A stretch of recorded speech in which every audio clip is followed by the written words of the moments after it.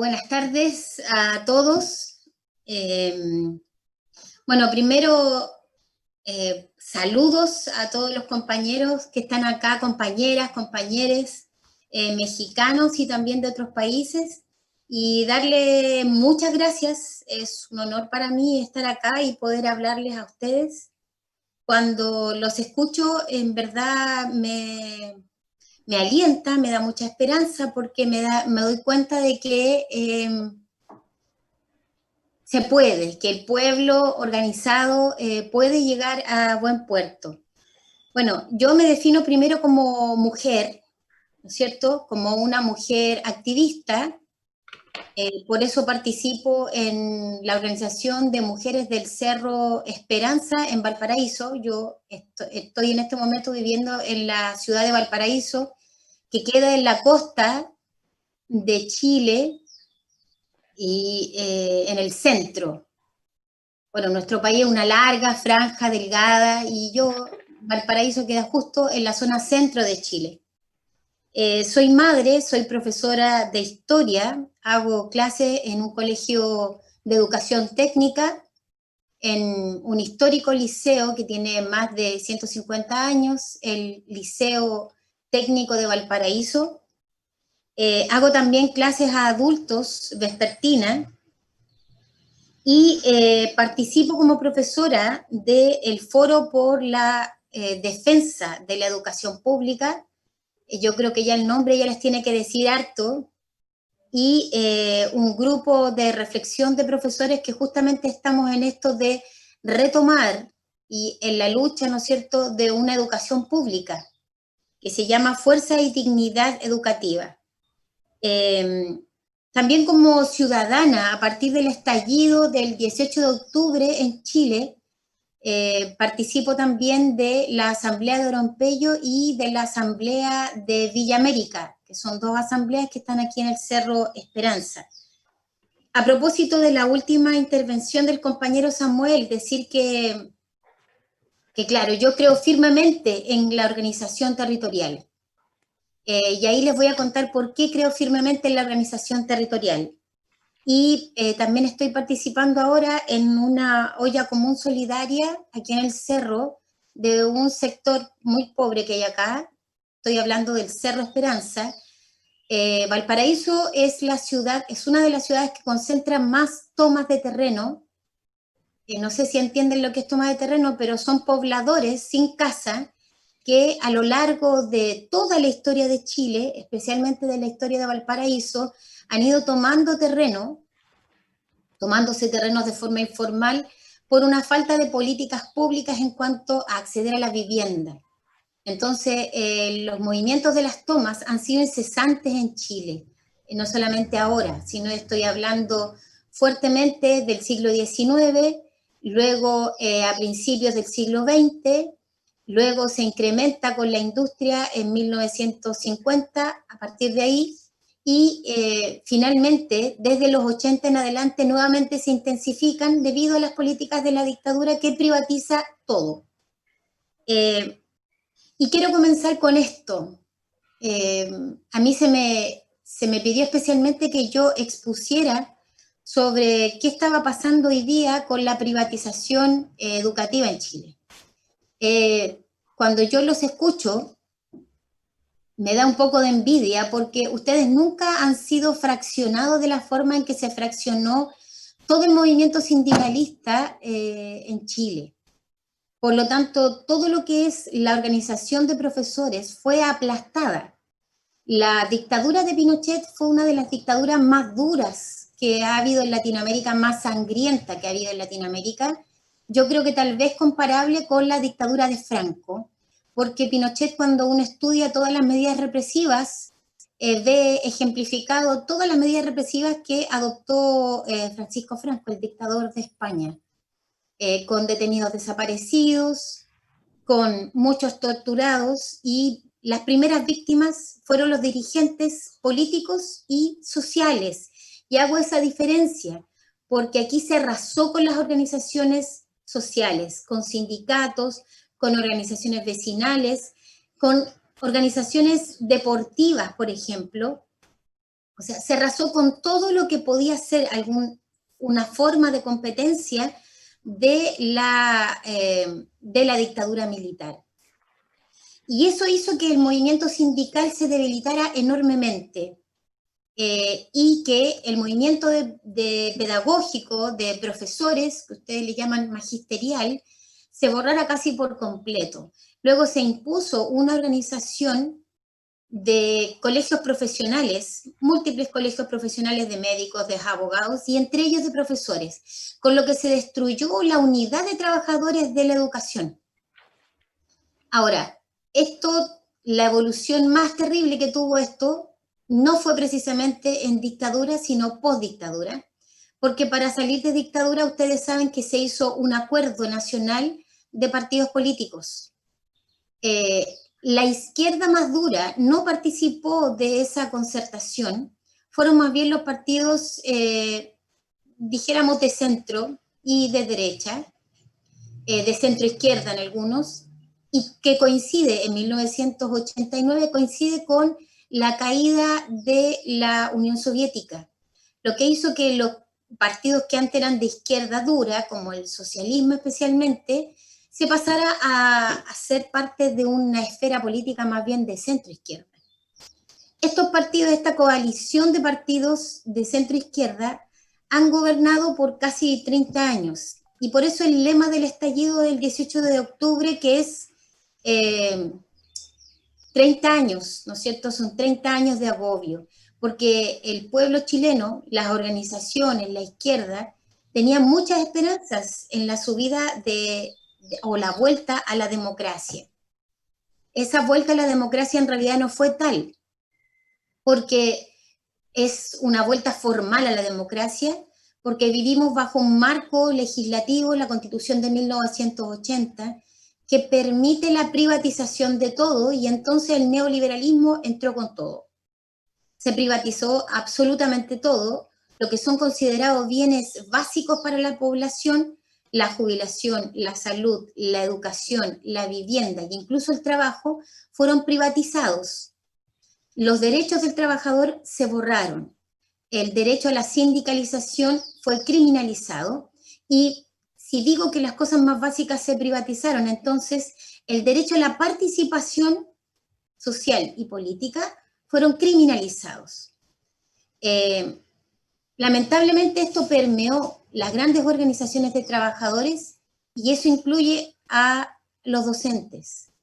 Cuando se privatiza la educación, lentamente la educación privada, particular, subvencionada, particular, comienza a copar toda la esfera educacional, y hoy día estamos en un estado en que solo el 30% de los establecimientos de Chile son públicos, públicos entre comillas, porque pertenecen a las municipalidades, ellas las administran. Y el 70% corresponde a particulares subvencionados. Eso destruyó la capacidad de organización de los docentes. Y el Colegio de Profesores es la única organización más fuerte que queda. Sin embargo, esta organización ha sido también permeada por los partidos políticos. Estos mismos partidos políticos que hablábamos de la concertación. Nosotros no hemos vivido un proceso de democratización como el que hablaban ustedes. No se ha vivido aquí en Chile aún. Se ha pujado muchísimo, eso sí, por eso, pero lamentablemente aún no lo hemos logrado.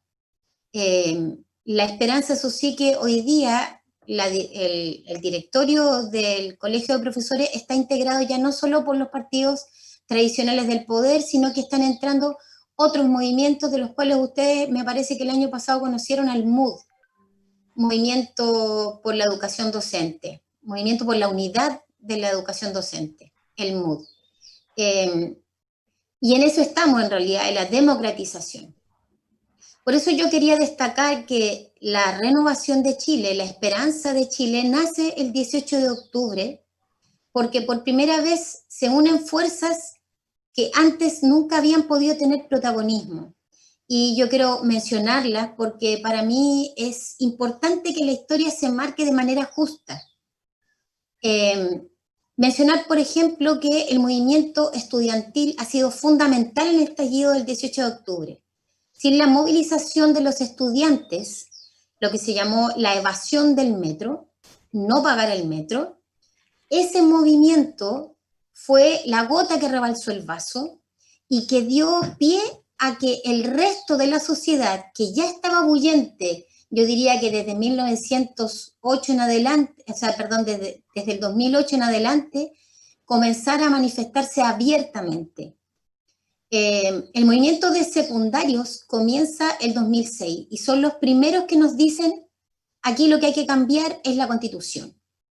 ¿Por qué? Porque había una ley orgánica dentro de la Constitución, la famosa LOCE, que permitía la educación privada y que permitía lo peor, el lucro dentro de la educación privada.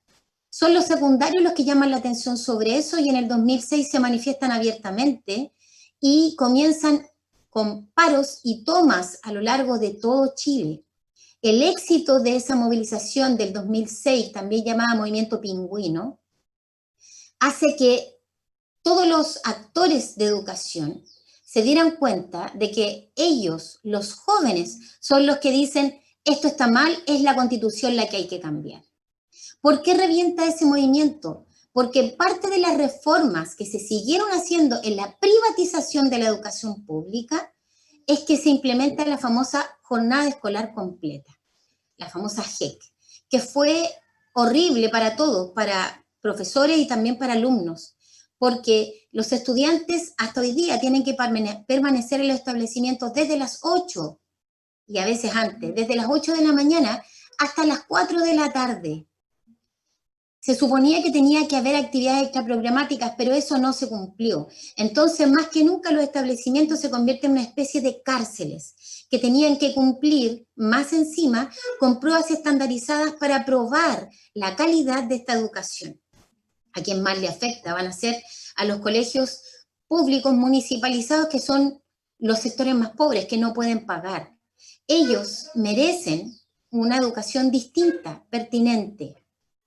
Ni que hablar de educación indígena. Acá eso no existe ni siquiera planteado en el currículum. Ellos entonces, que vuelven a explotar en el 2011, insisten constantemente, ¿no es cierto?, en que la educación no puede ser un lucro y que hay que cambiar la Constitución. El otro movimiento importante que ha estado siempre presente y que hoy día por primera vez es reconocido por todas las fuerzas populares es el movimiento mapuche. El movimiento mapuche desde el primer minuto, estoy hablando de 1989, reclaman sobre el derecho a vivir una vida digna, una vida dentro de su cultura, que va a ser totalmente arrasada por las forestales, que se adueñan de sus territorios, que les quitan el agua porque ellos plantan pino y eucaliptus, que chupan el agua de las napas subterráneas. Es paradójico porque la Araucanía, siendo un territorio de muchos recursos fluvial, ríos, mucha lluvia, hoy día no tienen agua para beber. Ni siquiera hoy día tienen la posibilidad de camiones aljibe que hasta hace 2 años les repartían agua. Es decir, ellos no solamente se están muriendo de hambre, sino además de sed. No pueden cultivar sus propias comunidades. El movimiento mapuche tiene muchísimas víctimas, asesinatos sin resolver, sin culpables, más de 16 dirigentes mapuches asesinados. Solo hace un mes, nuevamente asesinaron a otro en plena pandemia. Primero comenzaron a amenazar a la comunidad y finalmente le dispararon por la espalda, como ha sido la tónica desde siempre.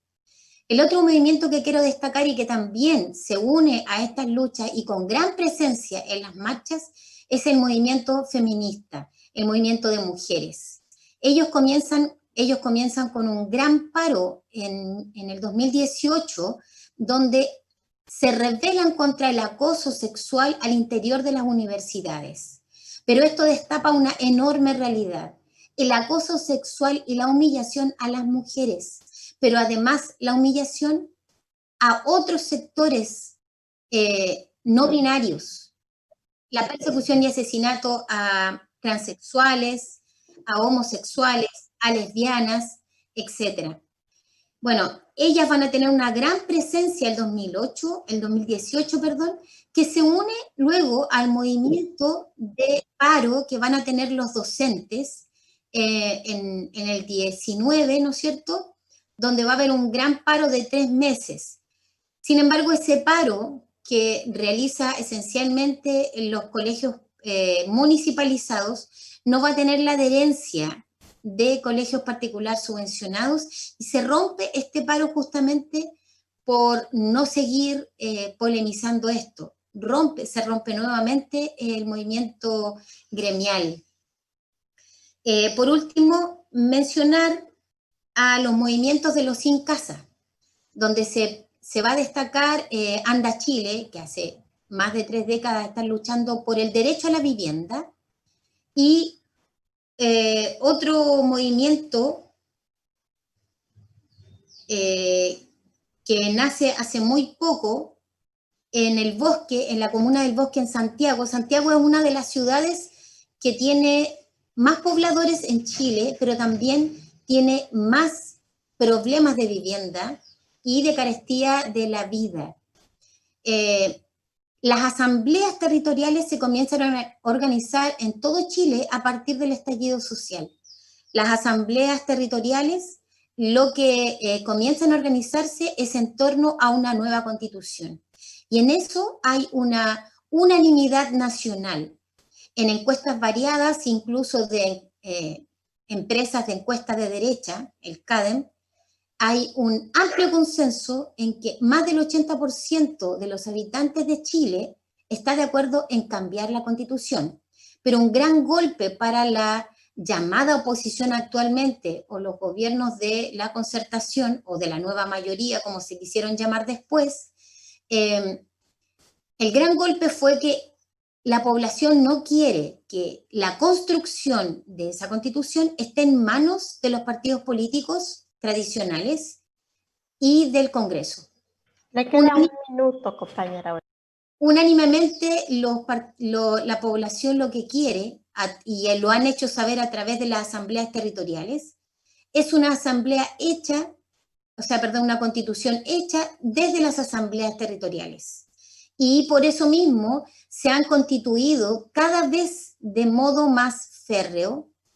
Ahora existen federaciones de asambleas territoriales que a pesar de que estamos en cuarentena, no han dejado de organizarse, no han dejado de manifestarse y ya tienen un documento claro para que se utilice al momento de que se haga el plebiscito. Bueno, el plebiscito ustedes saben que se postergó, ahora se va a hacer el 15 de octubre. Favorablemente ya no pueden cambiar este hecho. Va a haber sí o sí una asamblea constituyente porque está dentro de la ley de la Constitución. Se iba a hacer en abril, la pandemia lo postergó y se postergó hasta el 25. Nosotros tenemos todas las esperanzas puestas en esta Constitución. Por último, decirles que es muy importante la unidad, como lo han dicho dos de ustedes, es muy importante la unidad, no solamente de la izquierda, es decir, de todos los sectores que creen que es necesario derrotar el neoliberalismo y el capitalismo, sino además es muy importante la unidad de todos los sectores de la población. Por eso yo me he dado la tarea de nombrar a cada uno de estos actores, porque hoy día en las manifestaciones ya no se ven banderas de partidos políticos, sino más bien de los mapuches, porque los honramos, porque los admiramos en su lucha, porque han sido consecuentes, nunca han dejado de tener el mismo discurso, la defensa de nuestra tierra y de nuestros recursos que nos pertenecen. Y además la bandera chilena, porque no queremos más divisiones, no queremos más manipulaciones de parte de los partidos tradicionales.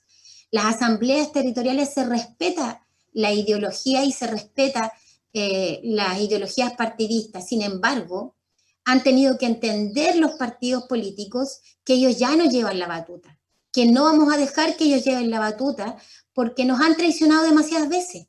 Solo el movimiento pingüino se dio cuenta, por ejemplo, de que cada vez que los partidos políticos intervenían en sus organizaciones estudiantiles, ¿qué hacían? Bajaban esas movilizaciones. Por eso es que el pueblo chileno hoy día sabe que no es que los queramos marginar o exiliar. Lo que queremos es que ellos respeten el poder popular efectivo y que no nos marginen más, no nos invisibilicen, porque eso es lo que han hecho hasta el momento. Eso es lo que yo quería contarles a ustedes, compañeros. Muchas gracias.